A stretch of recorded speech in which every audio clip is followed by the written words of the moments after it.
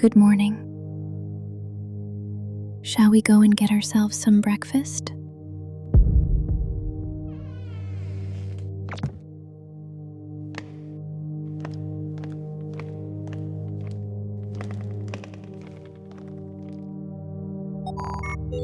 Welcome. Please submit your authentication ID.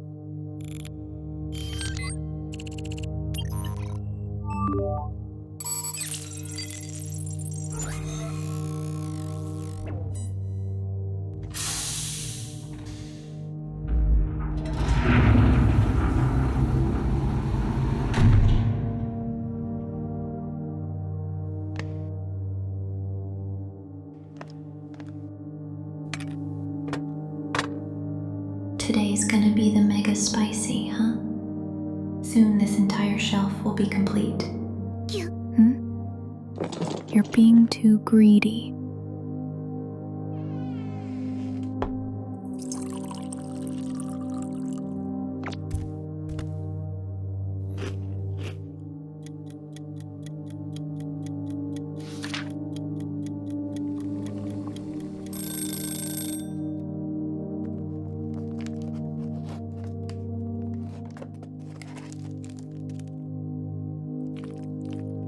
Time to eat. So spicy. Thanks for the meal. Come on, let's get ready for a trip.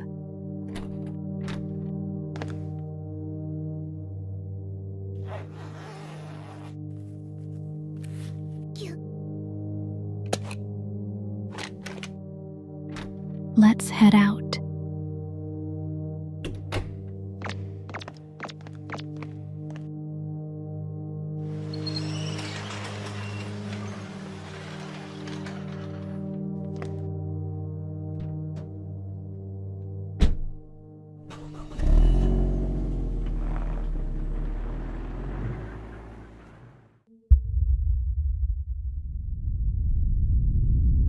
"50 years ago, most of the human race was wiped out.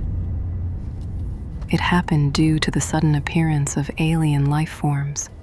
They spread around a toxic miasma and quickly overwhelmed humanity. No one knew who first named them, but before anyone noticed, the world was calling them executioners.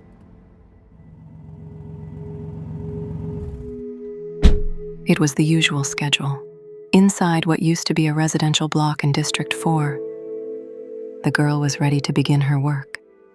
Using the scanner embedded in her eye, she quickly confirmed the source of the contamination.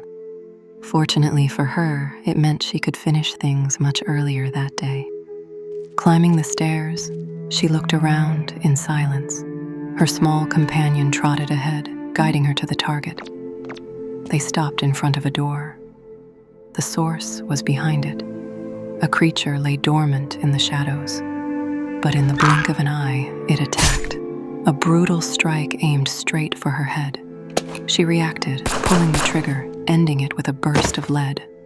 She had dropped her guard. If she were human, that mistake would have cost her everything. Executioners release a miasma that infects anyone who breathes it in. The result is a strange illness known as crystallosis, named for the crystalline formations that bloom inside the body. It has no cure and no survivors. She looked around the room. There were paintings, all of the same woman. That very same woman now sat in the corner, unmoving. The girl stared, curious, perhaps even a little sad. But her companion barked. She had to keep moving. And so, the purification began. It had happened several times already, and honestly, it had never been a problem. The process was methodical, yet simple in its own way.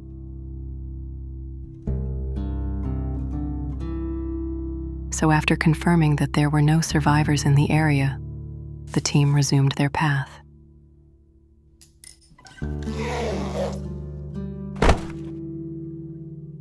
Another task completed. Another silence swallowed by the ruins of a world long gone. All that remained were the remnants of a woman, someone's muse, even in death. Crystallosis is extremely contagious. Any space touched by it becomes uninhabitable. The girl's mission is to purify those places, to make them livable again, and above all, to find survivors. The day's work was done. The weather was pleasant, inviting her to linger. She took a small detour. She had barely completed 1% of her task, but she walked on, one step at a time. No survivors today. Yet still, she longed to meet someone, someday. So she sat in silence and watched what little remained of the world. I don't want to set the world on fire.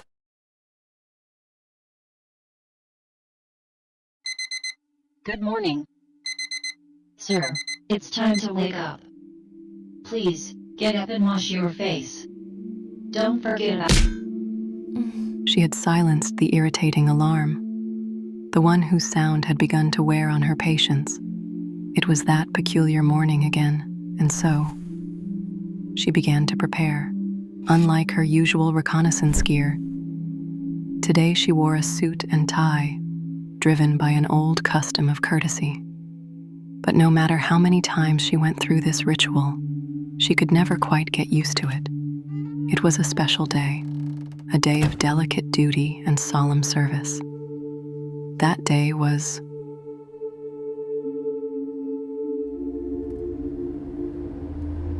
her destination was the temporary crematorium in District 34.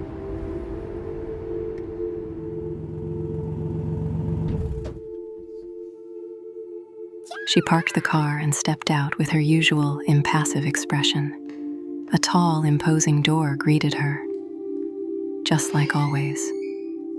Inside, the familiar space unfolded before her. The worn-out reception sign, the strange contrast between cracked walls and spotless windows, until a voice called out, one that hovered somewhere between human and artificial. It was the director of the facility.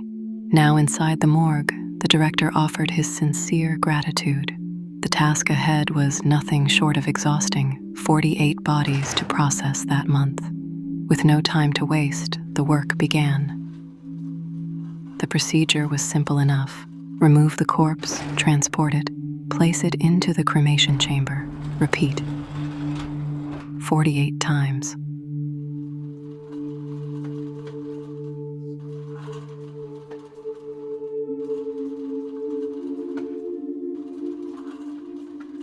Once everything had been prepared properly, a cremation request had to be submitted. With the task confirmed, a long wait followed.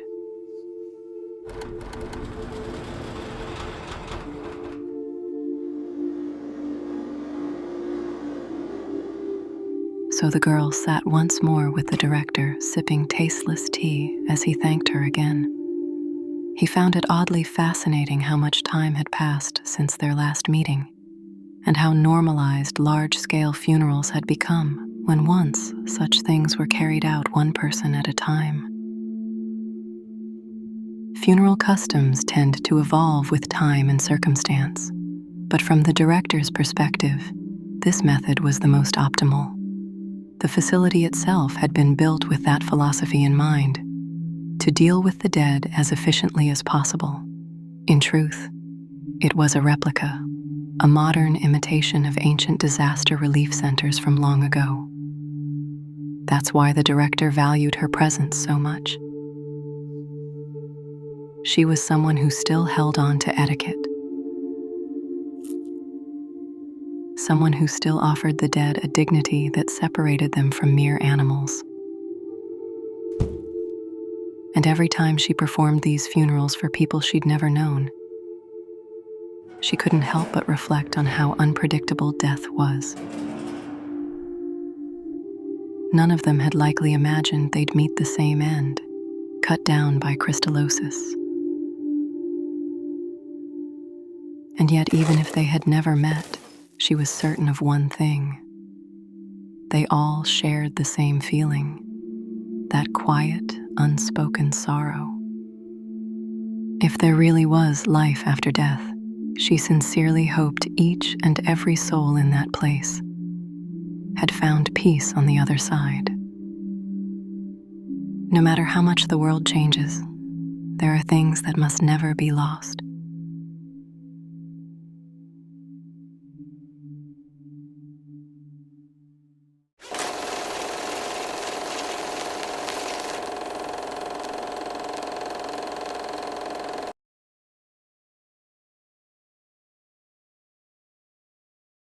Wandering once again through desolate streets, the girl set off in search of survivors, and to cleanse the land so that someday it might be livable again. Stopping in front of her next destination, something resembling a shopping center, she surveyed the area to confirm the objective. The contaminated body was located on the 15th floor of the structure. Upon arriving, the scene before her stirred her curiosity. A massive sign stood out ahead with a single word. Intrigued, the investigator walked down its quiet corridors, examining the faded posters that clung to the walls. Eventually, she arrived at the projection room. She decided to go in. Her target was there, plain to see. But before she could begin the purification process, her small companion wandered deeper into the room. Drawn by the sound echoing through the space, the projectors were running. The girl quickly noticed a figure inside one of the theaters. The silhouette of someone sitting in a chair. A spark of hope flickered within her.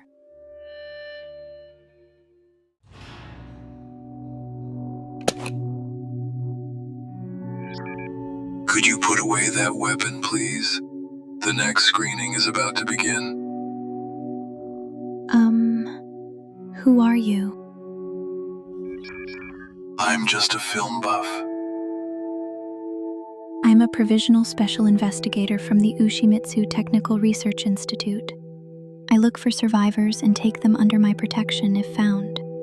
I also purify the pathogen responsible for crystallosis. I see. I didn't expect there to be any more living people. Unfortunately, you're the first person who has come here since the great disaster occurred. So, it seems to me that the world's pretty much finished, right? It is possible that there are still survivors around, you included. I'm nothing but a copy automaton. I'm just a machine that had someone's personality data ported over. My original body is dead over there in the projection room. Copying over someone's personality. That's an extremely dangerous gamble to undertake. I'm honestly impressed that you succeeded. It was pure luck. After all, there's no escaping death once you catch crystallosis. That's why I thought it was worth giving this tech a shot. Even though it's unsupported. I was pressed for time, and ended up having to copy into this body. As long as I'm able to watch movies, I don't mind so much. Okay, that's enough talk. The show's about to start. Why don't you join me for a movie? It's a valuable film made long, long ago, before the Great War.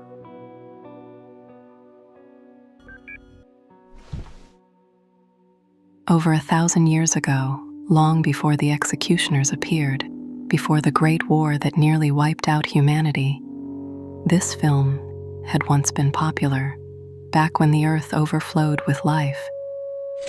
It was the story of a man with little time left to live. His final act of purpose was a journey to visit his brother. Most of the film followed that man's travels, the days that passed and the world as he saw it, places now lost forever. Faces and expressions brought to life on the screen, with warmth, with clarity. When the film ended, a sudden silence filled the room. A quiet mourning between its two final viewers. Until the girl finally broke it, captivated and genuinely moved. She had loved it. The thought that every person from the past could still live on inside a screen filled her with wonder. Even if it was fiction, the film carried an essence of the old world, something both melancholic and beautiful. As long as someone watched the movie, those people would continue to exist. Realizing it was time to resume her duties, the girl prepared to leave. She thanked the automaton for the chance to watch it and invited him to come with her, but he declined. Instead, he asked only that she handle his body when the time came. He wished to remain there, a permanent spectator in the theater, at least until his final scene arrived. For him, that would be the perfect ending. Respecting his wish, the girl bid him farewell. Before she left, he gave her one final request. When she came back for his body, to check his pocket and take a storage device containing every film he had managed to recover. There was no point in clinging to them anymore, he said. He encouraged her to take a projector too, and whenever she had a quiet moment, to watch a movie now and then. It was his way of looking out for her mission's success. Now, alone in the theater, the machine pondered something. The girl hadn't worn a mask. Had humanity found a cure, or was she simply like him? In the end, it didn't really matter. The next screening was about to begin.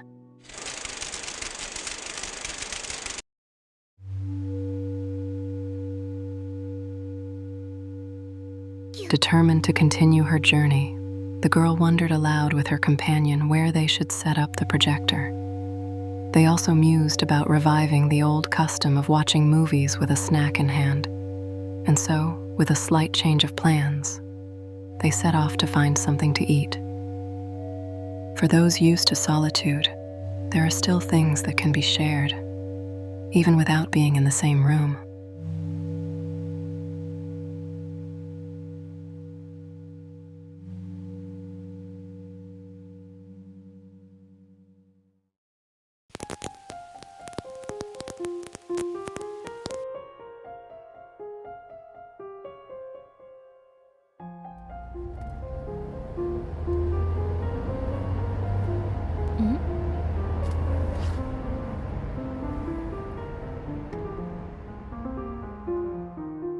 Descending the stairs while surveying the area, the girl approached her next destination. The infection signal was coming from the top floor. At the entrance, the door opened with almost no resistance. She was greeted by a long hallway, carefully decorated. Elegance lingered in every direction, making it clear she had stepped into a mansion. But curiously, that wasn't what caught her attention. There was something strange, something easy to miss. The rooms, the hallways, everything was spotless. She immediately noticed a nearby vase, its plant clearly well cared for. Her suspicions deepened. Now, inside a sophisticated study, the investigator examined her surroundings. On the desk, she found what looked like an audio chip. She inserted it into a playback device, and the final words of what seemed to be the mansion's owner came to life. The man's voice was tired, coughing between lines. The illness was taking its toll. He spoke with helplessness, regretful that he hadn't escaped the toxic miasma in time. Nostalgia clung to his words, memories of the grim days when the end of humanity was all over the news. People had long since stopped talking about it. He had exhausted every option, searching desperately for someone, anyone, who might cure him, but it had all been in vain. Only one researcher had ever claimed to find a cure, but like the others, his transmissions were eventually lost. The man was afraid of dying, but what he feared more was leaving someone behind. Someone who, he suspected, would never even play the chip. A loyal companion, so diligent she would never dare to touch her master's belongings. A being of unwavering dedication, of eternal loyalty, and to her he left these final words. Suddenly, a sound startled the girl, a knock at the door. She raised her weapon and aimed, but what she found was unexpected. Standing there was an android dressed as a maid who greeted her politely. Startled and confused, the android reached out and took the girl's hands. With great emotion, she asked if the girl was the doctor. She was certain of it. She had been waiting for this moment with great anticipation. Surely her master would be overjoyed. Realizing she had become too emotional, the android apologized and introduced herself. Claudia, maid of the mansion. The investigator, rattled by the name, immediately asked, who was her master? Claudia offered to show her. They walked together toward the top floor. Her master was ill, she explained, and had taken to resting for some time. 8 days before his retreat, they had discovered the existence of a capable doctor. That's why she had waited. Exactly 18,722 days. The very thought of seeing her master smile again filled her with joy.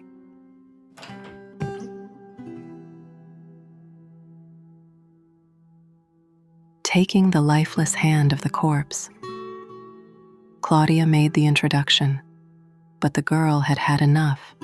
She spoke the truth. She wasn't a doctor, she was an investigator, tasked with locating survivors and purifying areas infected by crystallosis, a disease that kills every single host without exception, including her master. Claudia didn't understand.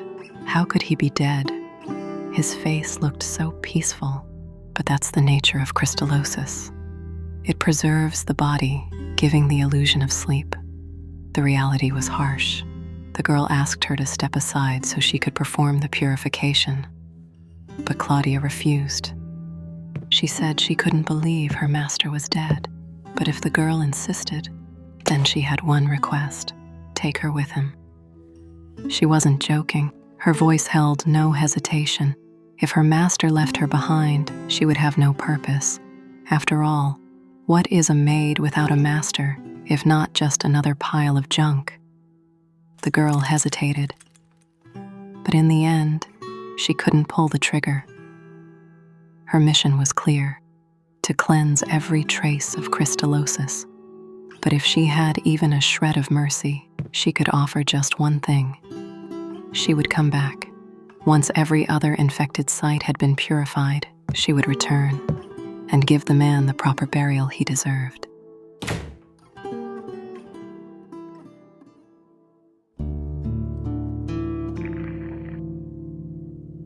Now outside, as she gazed from a distance at what would one day be her final stop, the girl played the audio chip again, this time listening to the part that had been cut off. The man spoke of fear, of uncertainty, of how his android companion would never understand his feelings, but still, he had to say it. He loved her, and he deeply regretted leaving her behind. It was the cruelty of fate. He had underestimated the maid, a being as devoted as a nun, one who would stay by his side forever. Not even death could separate them. Their mutual love would endure, even if the world did not.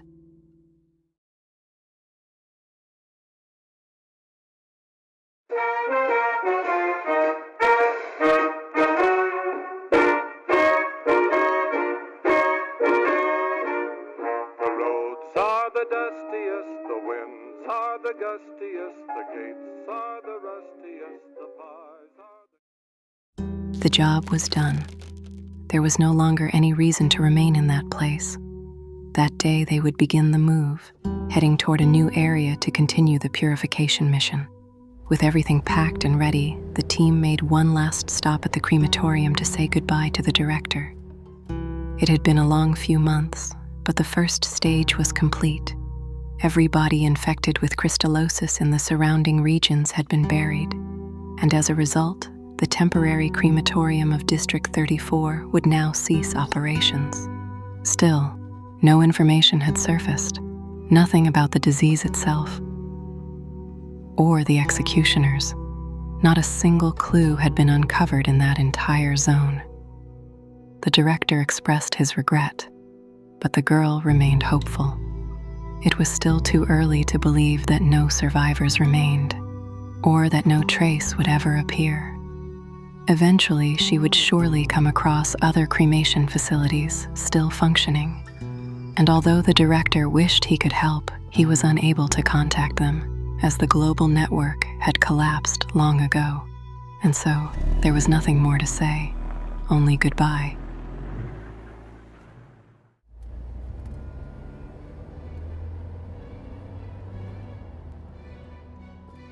Now arriving in a new district, the first mission was clear. They needed to find a place to live.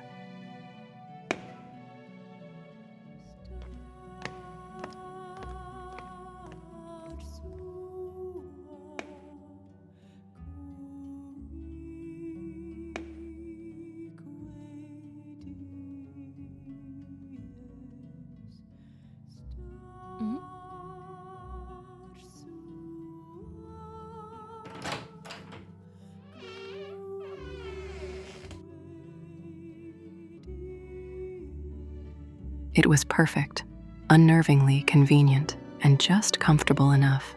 After cleaning up and moving their things inside, something unusual drew her attention. A note stuck to the wall. It was addressed to someone whose name had long faded, but the message itself was unmistakably clear and deeply intriguing.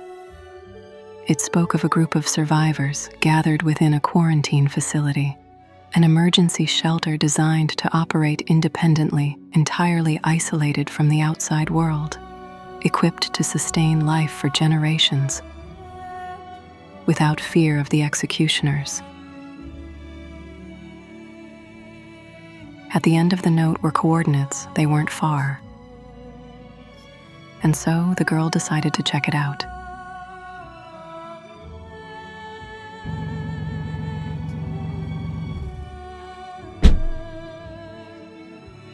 The facility appeared to be hidden beneath a massive structure.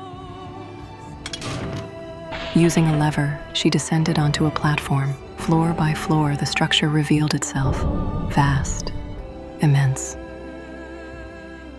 Eventually, she reached its deepest point, and there, to her surprise, or perhaps her horror, the impenetrable fortress had been breached. The scene was disheartening. Even here, where everyone thought they would be safe, fate had spit in their faces. The hope of finding survivors seemed to dim further with every step. Could it be that all of humanity had truly been purged? Frustrated, but with nothing else to do, she continued exploring.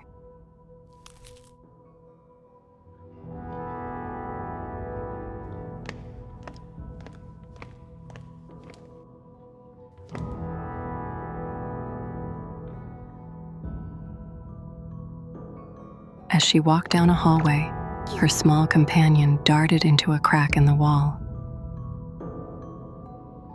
Moments later, he revealed the cause of the devastation. It was shocking. The people had somehow managed to bring down the creature, a special class executioner, and they had done so without any specialized weaponry. They all died in the attempt. Something wasn't right. Such a display of conviction couldn't have come from survival instinct alone. Determined to understand, she explored further. and found a crude barricade, wooden planks nailed hastily together. Whatever they had been trying to protect was just beyond.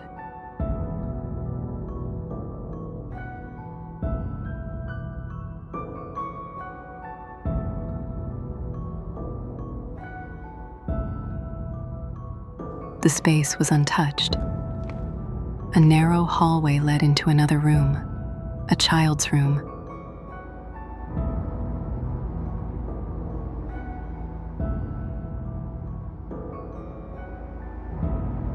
And there, tucked into a corner of makeshift blankets and cloth, stood a tiny tent. Inside lay the answer she had been looking for.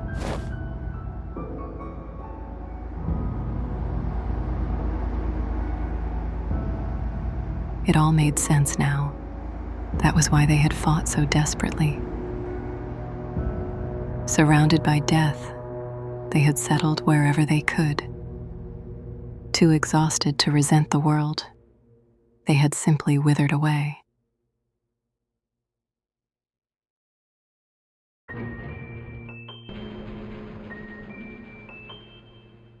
Now, more than ever, a single question echoed in her mind. Was anyone still alive out there? At first glance, it didn't seem so. Perhaps it was just her and her companion now, but even so, the world still held traces of what had been forgotten. And so, why not keep exploring just a little bit more?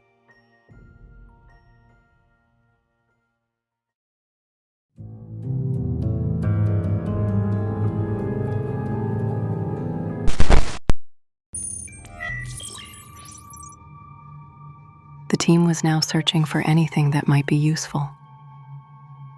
After some time, they stumbled upon a map of the area. The diagram revealed several key locations: a food storage facility, a refugee zone. Without hesitation, they decided to head toward the latter. But as they made their way there, things quickly began to feel wrong. The small hope she carried sank almost immediately.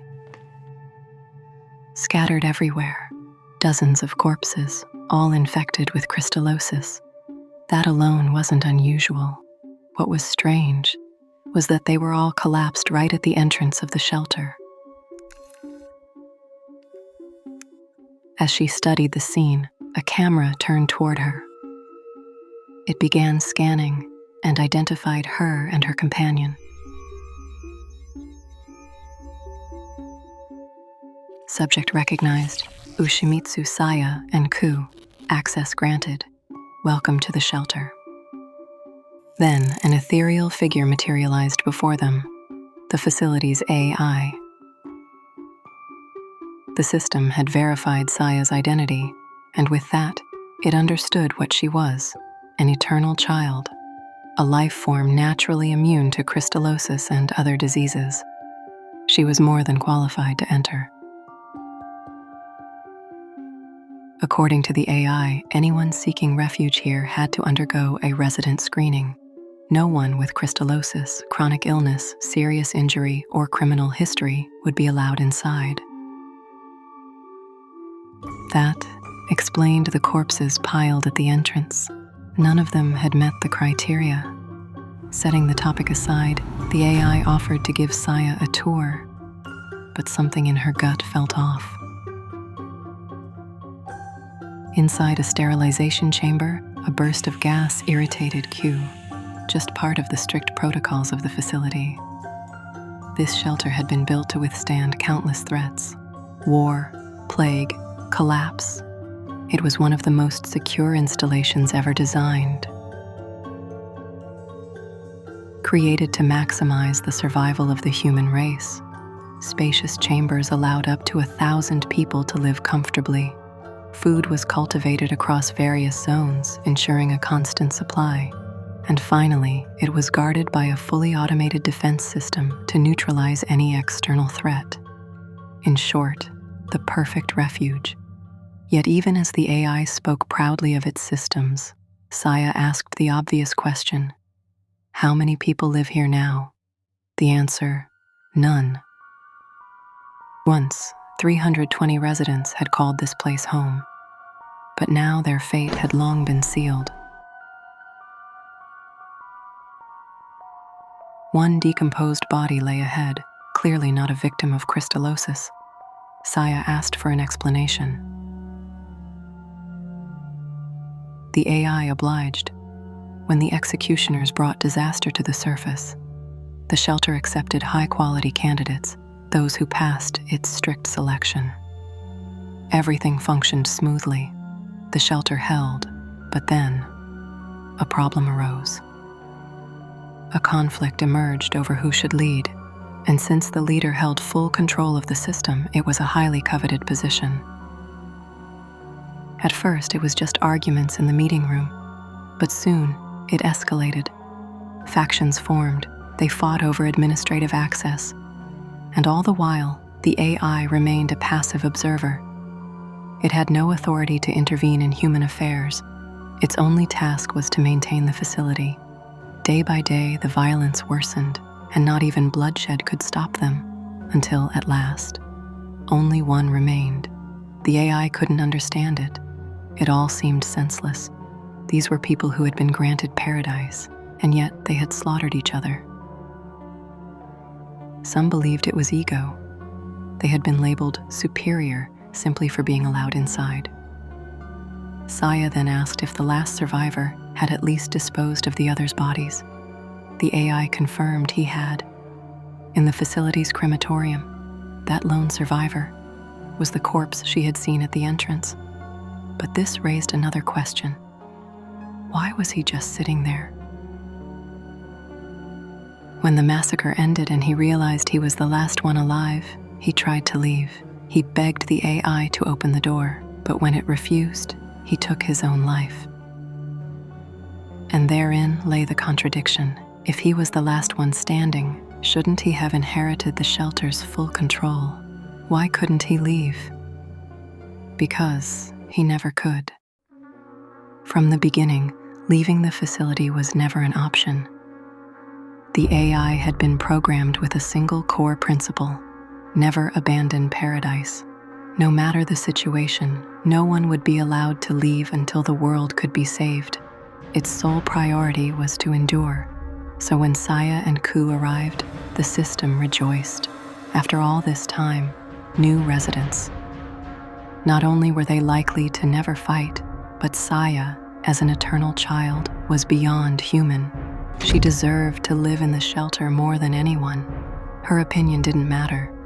She wouldn't be allowed to leave. What needed to be done was clear. If she couldn't leave peacefully, then she'd force her way out. Drawing her weapon, she connected it to Ku's tail.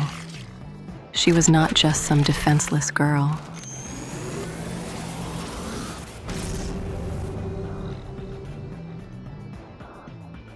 And she'd had enough of the AI's twisted delusions.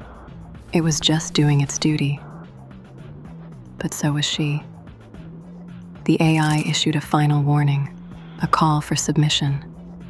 But Saya didn't flinch. There was nothing left to discuss. The fight began.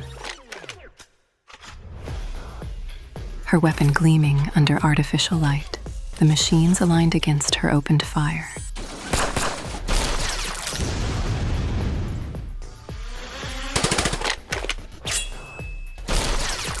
Is that all?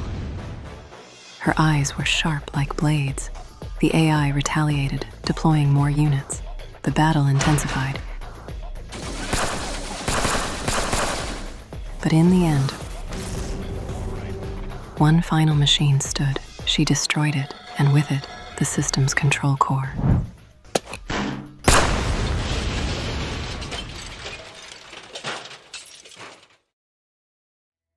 Silence fell over the battlefield. Saya stood still, catching her breath.